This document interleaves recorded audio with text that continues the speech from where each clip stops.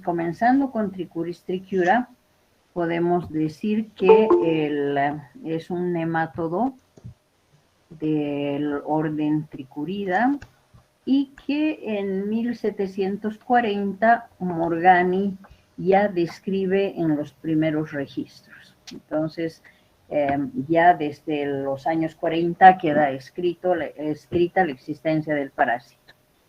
También, doctora, dime, no está en pantalla completa. ¿no está en pantalla completa? No, no, doctora. A ver, un ratito y me van a decir si cambia. ¿Cambia? No, doctora. Ya, entonces estoy bloqueado. Pero esa sí sale. Sí, la primera diapositiva. Ya, a ver, un ratito.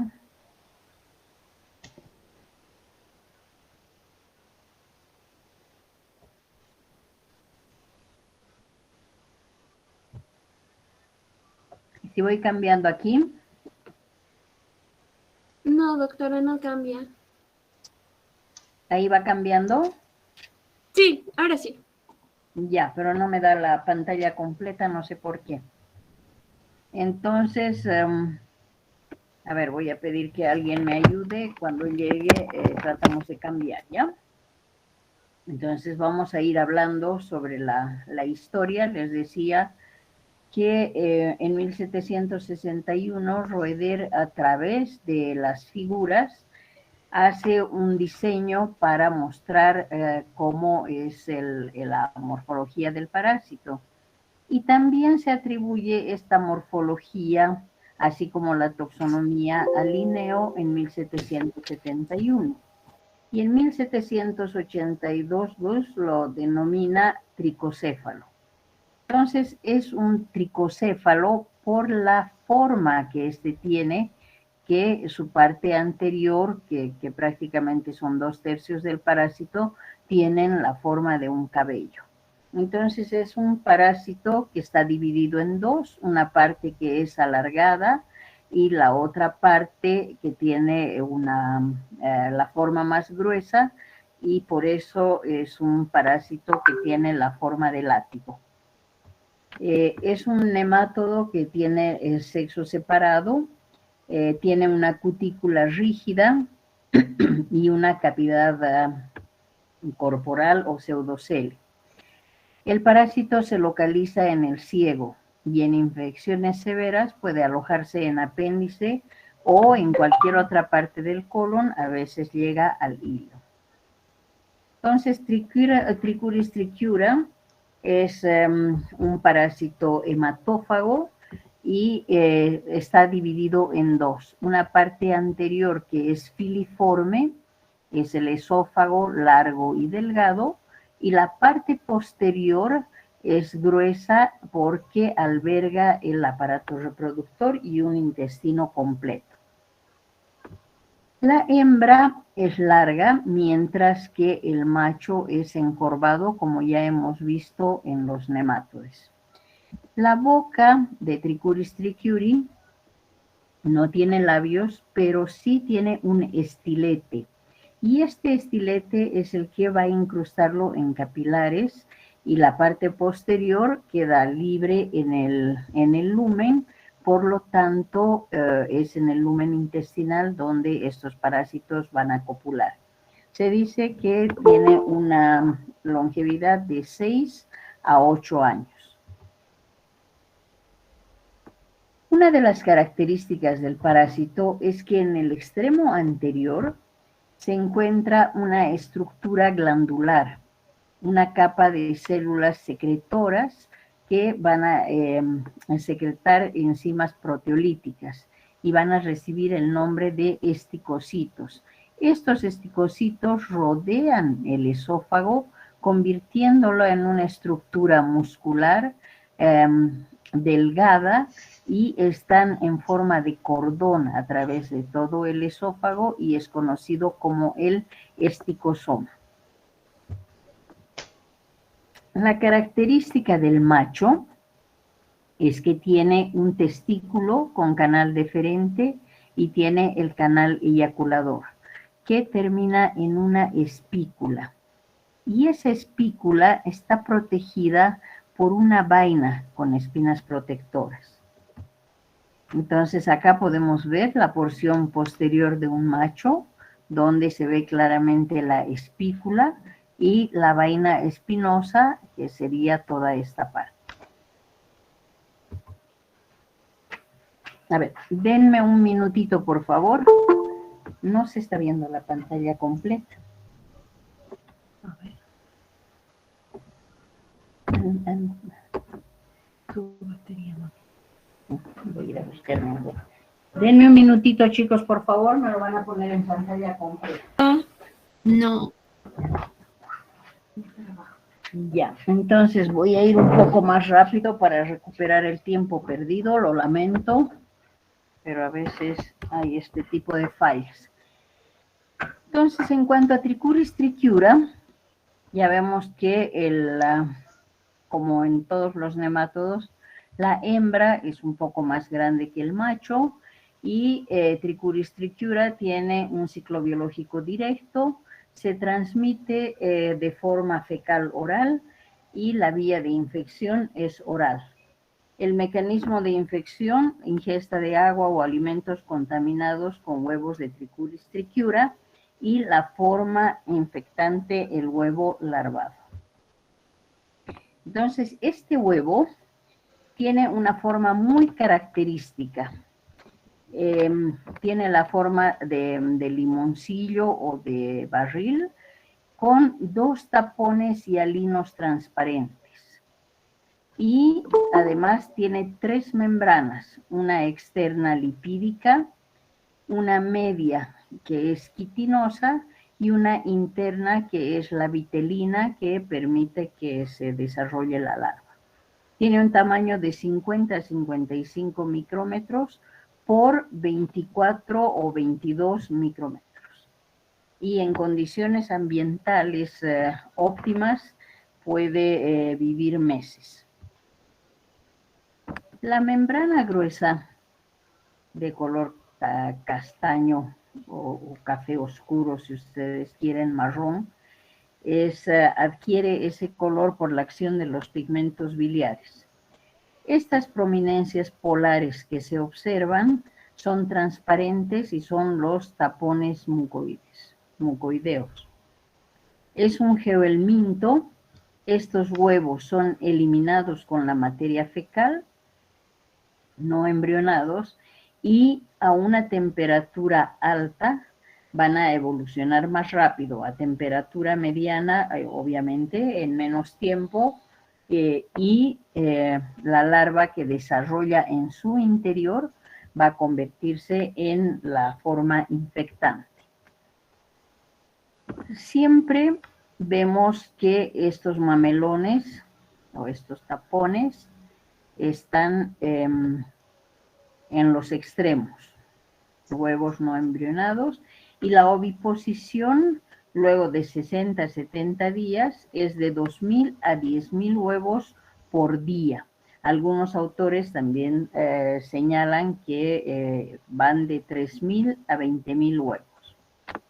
Entonces los huevos, una vez que ingresan van a eclosionar, una vez eliminados, o ingeridos, van a eclosionar en el duodeno y van a liberar a la larva 1.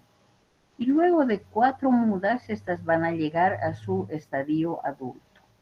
El estadio adulto tiene como hábitat el intestino grueso, el ciego netamente, y el colon ascendente también puede albergarlo. Se introducen en la mucosa, eliminan los huevos luego de copular en el colon. Entonces, imagínense ustedes acá donde tenemos la mucosa colónica, donde se pueden observar a los parásitos cuya parte posterior está libre, se encuentran y copulan. Se puede observar en cánidos y en humanos. Va a causar unas lesiones digestivas. Cuando hay complicación, va a dar lugar al prolaxo rectal y la anemia. Entonces, en el ciclo de vida, La forma infectante son los huevos embrionados. Cuando estos entran a través del estómago, los jugos gástricos van a dar lugar a la liberación de la larva y estas van a ir hacia las glándulas del Ibercum, donde van a tener una estadía muy corta. Van a pasar al colon, van a madurar y van a vivir aproximadamente 3 años. Los adultos se incrustan en la mucosa del intestino grueso. Entonces, la larva se va a encontrar en el intestino delgado, en las glándulas del Ibercum, los adultos en el ciego, enclavados en la mucosa a través de esa lanceta retráctil que tiene en el esófago, y los huevos no embrionados van a ser eliminados con las heces, dando lugar en la tierra al desarrollo del embrión y la formación de la larva 1, la cual es la larva infectante. Entonces, este parásito tiene 2 mecanismos para causar daño al hombre. El mecanismo que es el mecánico va a incrementar el peristaltismo, dando lugar a diarrea, espasmos cólicos, pero cuando hay una carga parasitaria más elevada, entonces hay un deseo de defecar que es ineficaz, doloroso y continuo, conocido como tenesmo. El tenesmo, al ser continuo y al estar la persona continuamente con ese deseo y pujando, puede dar lugar al prolapso rectal, que es la salida de la mucosa rectal, que fácilmente se va a reconocer porque además de salir, va a tener una cantidad de parásitos adultos que es prácticamente inequívoco el diagnóstico. Las personas que tienen este problema tienen también anorexia, hay una disentería, hay debilitamiento, palidez, pérdida de peso y bajo desarrollo de crecimiento. Y el otro mecanismo es químico y es dado por la reacción fibrosa que se presenta alrededor del parásito. No lo elimina, pero lo rodea. Por ende, va a haber una cantidad de sustancias que se eliminan por el parásito y los enterocitos van a llegar a formar un sincicio y dejar de funcionar normalmente. La gravedad de la infección es proporcional al número de parásitos y el número de parásitos podemos saber con la técnica de Kato-Katz. Entonces, la baja carga parasitaria da lugar a casos asintomáticos. Las infecciones moderadas pueden presentar dolor de tipo cólico y diarreas ocasionales. Sin embargo, cuando la carga parasitaria es elevada, hay disentería crónica, espasmos abdominales y un tenesmo rectal grave, del cual ya hemos hecho mención. Las infecciones graves generalmente se presentan en niños pequeños y alrededor del parásito está la infiltración de células, generalmente eosinófilos y neutrófilos. También se reporta la anemia hipocrómica debida al consumo de sangre que tiene el parásito y la pérdida de sangre de la mucosa inflamada. También se observan hemorragias petequiales y la ingesta de sangre por el parásito en realidad es de 5 microlitros por día. Entonces no es una cantidad considerable como en el caso de los ancilostómidos, pero sí hay un consumo de sangre. Y la infestación masiva se manifiesta como colitis disentérica. La lesión mecánica, que es la más importante, es producida por el parásito y esta va a dar lugar a la inflamación local, a un edema, a hemorragia y en casos graves puede haber colitis y el prolapso rectal, del cual ya hemos hecho mención, y también puede haber una apendicitis por la presencia del parásito. Entonces, en la colitis crónica, las manifestaciones clínicas se van a mostrar como dolor abdominal, diarrea crónica y síndrome disentérico con pujo y tenesmo. También da lugar a un retardo de crecimiento, una disminución de peso del paciente y la anemia ferropriva. Las complicaciones que mayormente se las nombran son el prolapso rectal y la apendicitis.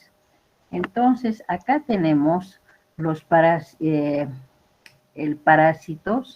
que están en la mucosa, existen en gran cantidad y esa gran cantidad que se los puede observar con una ecografía o también con una biopsia, entonces van a mostrar que hay una alta carga parasitaria y cuando ya se da el prolapso rectal, entonces podemos ver que la mucosa rectal sale y una vez que sale también se muestra la presencia de parásitos en ella. Entonces, fácilmente cuando uno está frente a un prolapso, podría con una pinza retirar parásitos adultos y posteriormente meter esta mucosa nuevamente dentro del paciente con el dedo. En infecciones severas también se observa que aparte del dolor cólico, diarrea con moco, sangre, pujo y tenesmo, existen los niños desnutridos y una de las formas severas va a mostrar a los dedos en palillo de tambor. Miren los dedos cómo se presentan más anchos y además lo que da la pauta es el ángulo normal de la uña que en estos niños está distorsionado del lecho de la uña. Entonces los dedos en palillo de tambor son evidentes o son mostrados por niños que tienen una desnutrición ya muy severa. Y el diagnóstico clínico, cuando existe el cuadro inconfundible del prolapso rectal y este está asociado a las formas adultas de tricuris-triquiura. Entonces, cuadro inconfundible. El diagnóstico parasitológico está dado por la identificación microscópica de los huevos. Ya hemos visto la forma de los huevos, que es muy característica, y para saber hacer un buen diagnóstico podemos recurrir a los métodos de concentración y al número, al recuento de parásitos mediante la técnica cuantitativa, cual y cuantitativa de Kato-Katz, que nos va a asociar con la gravedad de la infección. Entonces, el número de parásitos es proporcional a la gravedad de la infección y también nos permite saber la carga parasitaria con los parásitos adultos. Entonces, muy importante poder identificar a los huevos en sus diferentes formas de acuerdo a la coloración y preparación que se hace en los diferentes laboratorios para el diagnóstico. Otra forma de diagnóstico también es la biopsia, cuando se hace un examen de la mucosa rectal con una proctoscopía o directo en prolapso. Entonces, un sondaje de la carga elevada y los gusanos adultos nos permiten ver a través de la biopsia. Y también en una colonoscopía se pueden observar las partes posteriores de los parásitos que están libres en el intestino. Entonces, para el tratamiento se recomienda la administración de mebendazol, 100 miligramos 2 veces al día por vía oral durante 3 días. En programas de tratamiento masivo, suelen dar al paciente o a los niños en general una sola dosis de 500 miligramos. Y la otra alternativa es dar albendazol 400 miligramos una vez al día por vía oral durante 3 días. También se utiliza la ivermectina a razón de 200 miligramos por kilo una vez al día por vía oral durante 3 días. Hay reportes de la utilización de tiabendazol y el otro detalle es que se debe tratar a toda la familia para prevenir el posible diagnóstico. Los fármacos en realidad no deben administrarse durante el embarazo, de una manera general. Para la profilaxis y control de Trichuris trichiura, se recomienda beber agua filtrada y hervida, evitar que las heces contaminen los alimentos, lavar las verduras y frutas que se consumen crudas y obviamente la higiene de manos y cepillado de uñas. También se debe tener en cuenta el control de artrópodos y otros vectores mecánicos y tener mucho cuidado en el tratamiento de enfermos, tratamiento de aguas residuales y la eliminación sanitaria de excreta, lo mismo que no se debe abonar con heces humanas. Pero esta parte del control en cuanto al tratamiento de aguas y eliminación sanitaria no va a depender de nosotros, ya son las autoridades de cada comunidad, población, las que tienen que ocuparse de ello. Se dice que Trichuris trichiura es el tercer helminto más frecuente en el hombre. Se estima que más de 1.500 millones de personas estarían infectadas en todo el mundo y que se incluye también 120 millones de niños en edad preescolar y el doble de millones en niños en edad escolar. La prevalencia en algunos casos y en algunas poblaciones donde el estatus socioeconómico es muy significativo, se dice que hay un 95% de niños infectados, que además tienen una prevalencia de malnutrición proteico-calórica, presentan anemia y obviamente son poblaciones que no tienen cuidados médicos y las oportunidades educacionales son muy limitadas. Trichuris trichiura es un parásito cosmopolita, se identifica en todos los países tropicales o subtropicales, en los países en vías de desarrollo, donde todavía se usan las heces humanas como fertilizante y que todavía existe el fecalismo. Entonces, no estaríamos hablando de este parásito si hubieran las condiciones socioeconómicas, alcantarilla, etcétera, etcétera, donde las personas eliminen bien las excretas y que tengan unas buenas condiciones y hábitos higiénicos.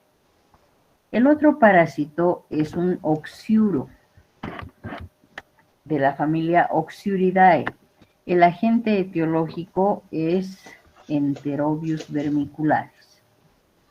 Los huevos de Enterobius vermicularis ya fueron encontrados en coprolitos, es decir, en restos de heces humanas que han sido prácticamente cubiertos por la tierra con el paso de los años.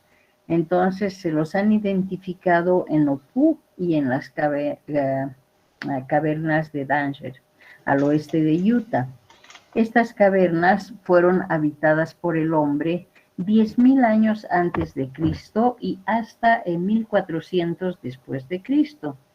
Y se dice que los coprolitos observados con parásitos de Enterobius vermicularis con huevos datan de 7.837 años antes de Cristo. Ese sería el conocimiento más temprano que se asocia a este parásito que solo infecta al hombre. Entonces, la enterobiosis es una infección familiar que está causada por Enterobius vermicularis. Es un nemátodo de difícil erradicación y es conocido como oxiuro. También recibe el nombre de pidul, pinworm, y habita en el intestino grueso, en el ciego. Tiene baja patogenicidad, pero sí va a producir prurito anal y perturbaciones nerviosas. Enterobius vermicularis es un parásito blanquecino, delgado, mide 1 centímetro por 0,5 y el macho 0,5 por 0,4 a 0,6 de diámetro.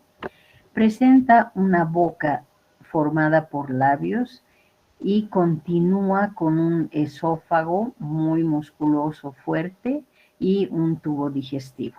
Tiene una cola recta, aguzada o en punta, si ustedes quieren, y en el macho es enroscada también. Pero tiene una característica: en la parte anterior, en los labios, tiene unas asas cefálicas. Se las puede ver, estas extensiones cuticulares en la extremidad anterior, que resulta ser el medio de fijación a la mucosa del intestino. Es a través de estas asas que el parásito se fija en la mucosa del intestino. Y pueden ver acá el esófago bastante musculoso. La hembra, como ya lo hemos visto anteriormente, tiene la punta que termina, la cola que termina en una punta bien afilada. El macho enroscado, lamentablemente, acá no se ve. Y el macho tiene una espícula, miden de 2 a 5 milímetros. Entonces acá podemos ver el macho, el esófago, y podemos ver el testículo con el canal eyaculador. Acá también podemos ver al macho ligeramente incurvado, acá más, pero en la parte anterior la boca con las asas cefálicas, como se ve en esta parte. Acá no se nota mucho, más que en esta. La otra, por la posición, solamente se ve una. Entonces, cuando se hace una biopsia y hay estos parásitos en el intestino, se los va a encontrar así, porque van a ser cortados longitudinalmente. Y los huevos son muy característicos. Estos sí que son inconfundibles, porque tienen, primero, que son translúcidos cuando se los observa directamente en una cinta scotch. Y tienen una cara plana y otra convexa. ¿Por qué tienen esta forma? Una forma de D, decimos, porque la larva está enroscada en su interior. Vean ustedes cómo se localiza la larva acá, al igual que acá y en estos otros huevos. Entonces, los huevos van a medir de 50 a 60 micrómetros por 30 de ancho, y siempre vamos a poder observar una larva en su interior.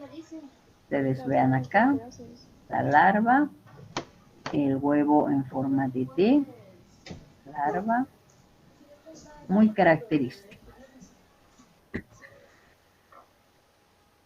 Igual con otra tinción, inmunofluorescencia, se ven las membranas, pero no se divisa muy bien la larva. Pero la forma de D, característica de huevos de Enterobius vermicularis. Y es así como lo van a ver en el laboratorio, después de la técnica específica para este parásito, que es la técnica de Graham, que la vamos a ver en el diagnóstico. Entonces tiene un ciclo de vida muy simple. La larva, las larvas que se van a liberar en el intestino, y después en el lumen del ciego se van a convertir en adulto hembra y macho, y la hembra grávida va a migrar a la región perianal en la noche para depositar sus huevos. Y los huevos, una vez depositados en la región perianal, van a necesitar de 4 a 6 horas para madurar y ser ya la forma infectada. Parásito cosmopolita de zonas templadas o frías. Tienen una vía oral fecal y su mecanismo ingestión de huevos a través de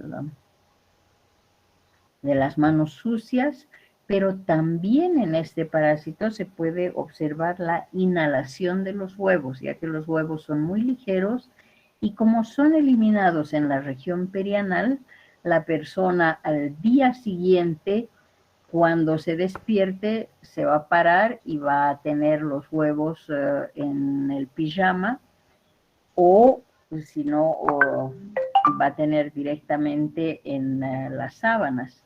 Entonces, al sacudir esas sábanas o ese pijama, los huevos se van a poner en suspensión y van a estar en el medio ambiente, en el aire, para poder ser inhalados. Y es otra de las formas y otro de los mecanismos de infección.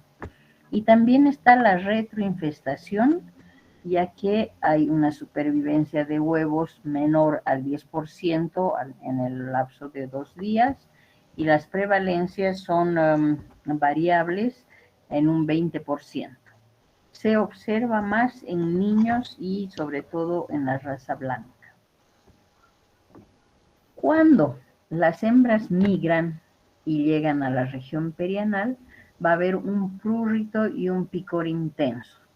Entonces los niños van a tener nerviosismo, van a tener fases de insomnio, porque obviamente cuando uno está durmiendo y siente que en sus partes íntimas están reptando los parásitos, entonces obviamente hay un malestar, nerviosismo, no se puede conciliar el sueño y existe también el bruxismo o el rechinar de los dientes, y en esta infección sí se debe evitar la onicofagia, porque piensen ustedes que el parásito está depositado en la región perianal por las sustancias que secreta para que los huevos se adhieran en el sector hasta que maduren al cabo de 4 a 6 horas. Entonces hay esas sustancias que van a dar lugar a a un prurito muy fuerte, y obviamente los niños van a tender a rascar directamente la parte perianal. Entonces, imagínense, después de un rascado, que vayan a comerse las uñas. Entonces, todos los huevos concentraditos estarían entrando al interior, ¿no es cierto? Entonces, los niños que sufren insomnio obviamente van a tener ojeras, y el nerviosismo y el insomnio los puede también llevar a que convulsionen en la noche. Y en las niñas la historia es que a veces el parásito va a migrar más hacia la vulva y va a descargar los huevos en la vagina. Entonces sí se van a dar infecciones fuertes, van a haber otro tipo de reacciones, además de las alteraciones gastrointestinales, inapetencia, pérdida de peso, por el hábitat del parásito normal, por el hábitat normal. Entonces se puede,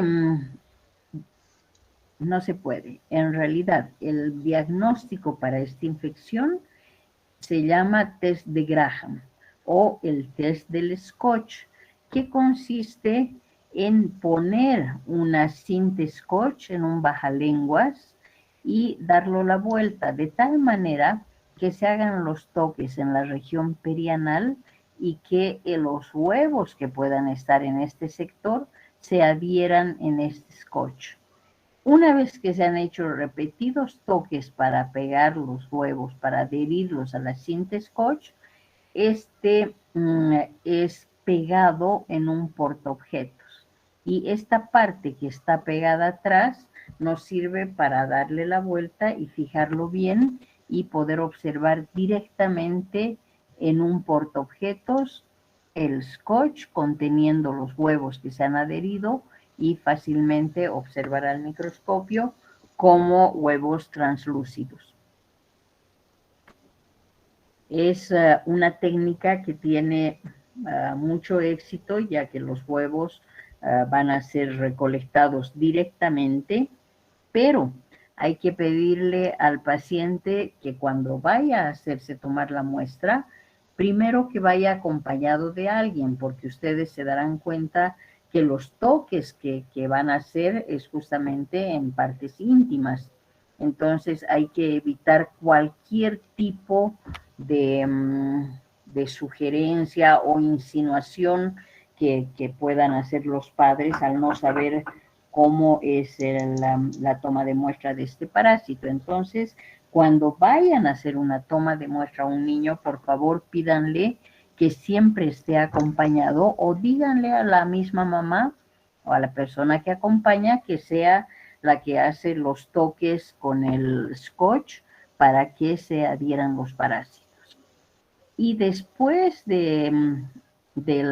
más bien antes de la toma de muestra, tienen que recomendarle al paciente que no se asee, que no entre al baño, que no se limpie la zona, porque ahí sí que vamos a perder la muestra.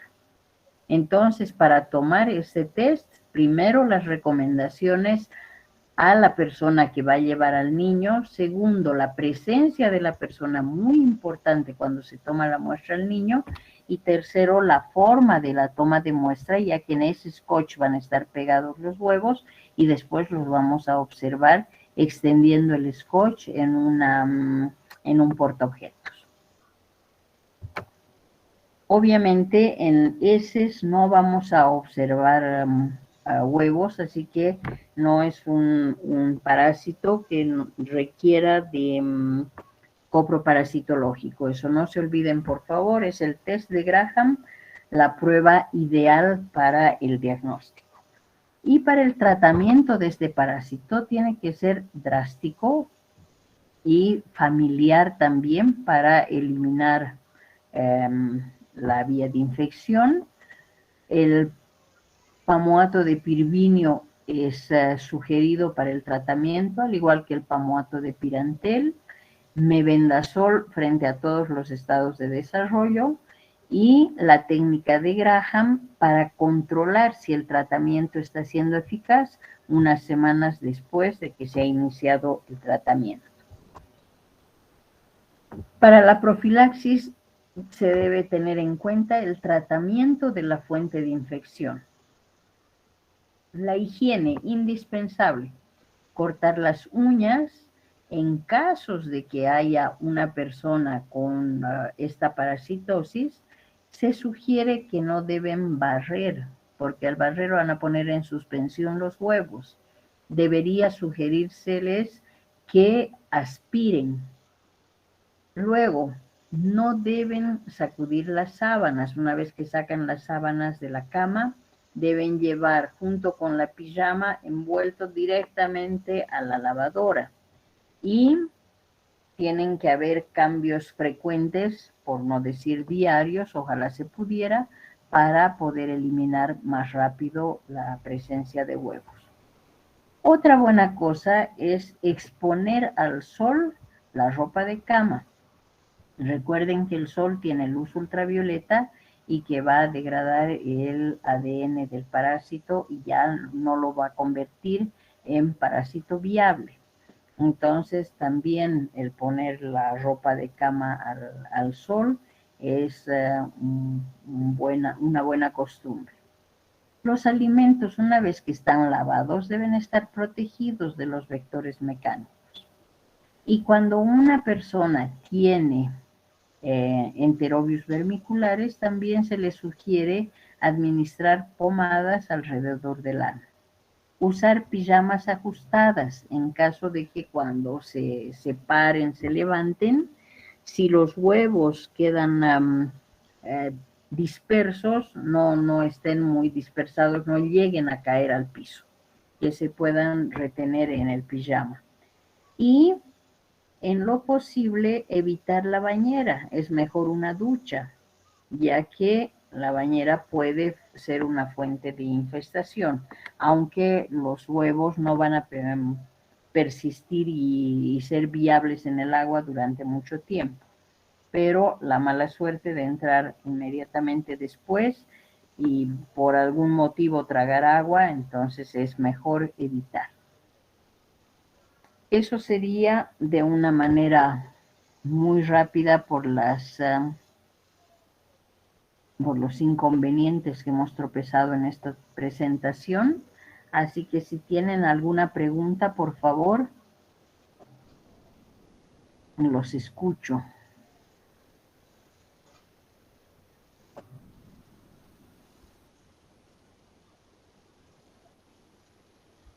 ¿Está todo bien, chicos?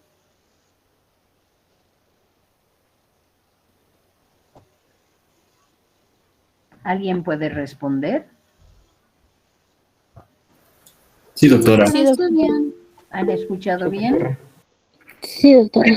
Ya, Sí, qué doctora. bueno, porque he tenido unos segundos de susto. Pensé que había hablado y no me habían escuchado. ¿Alguna pregunta, chicos?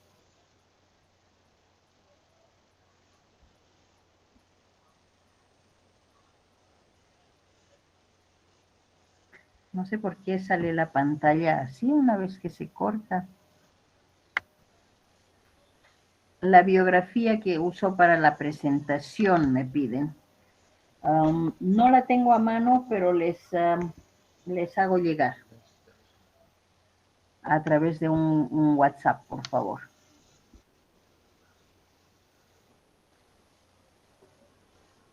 Voy a mandar un WhatsApp a los representantes de curso para que compartan con ustedes.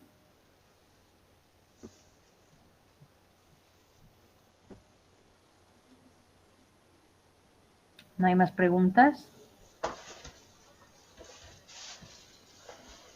Bueno, entonces yo voy a correr a mi clase, que hoy tengo clases con el grupo B de 6 a 9. Así que chicos, les agradezco por la atención, por la presencia y mil disculpas por el contratiempo que hemos tenido con la presentación. He corrido para terminar a tiempo, quizás he obviado algunas cosas, pero bueno, espero que les sea útil y que cualquier cosa a la orden. Gracias, doctora. Hasta luego. ¿Listo? Muchas Que les gracias, vaya doctora. bien, Hasta chicos. luego. Gracias, Doctora. doctora. Hasta luego. Estén Muchas bien. gracias, doctora. Hasta luego. Gracias, doctora. Hasta luego.